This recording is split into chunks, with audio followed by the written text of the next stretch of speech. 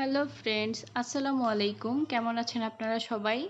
আজকে আমি রান্না করব চাপা শুটকির ভুনা বা শীতল শুটকির ভুনা। আমরা এটাকে চাপা শুটকি বলি, অনেকে আবার শীতল শুটকিও বলে এখানে।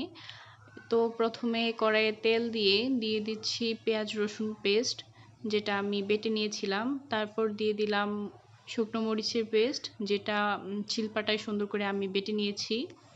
তো এখন নেড়ে চেড়ে তারপর দিয়ে দিব পরিমাণ মতো একটু হলুদের গুঁড়া, আর দিয়ে দিব স্বাদ মতো লবণ।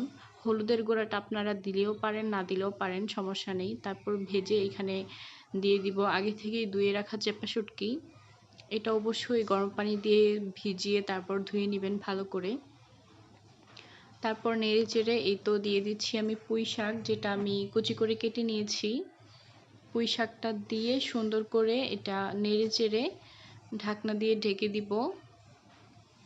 এই তো দেখতে পাচ্ছেন, আমি এটা এখন ঢেকে দিব। আমি এখানে আর কোনো পানি ব্যবহার করব না, কারণ শাক থেকেই অনেক পানি বের হবে, ওইটা দিয়ে রান্নাটা আমি শেষ করব।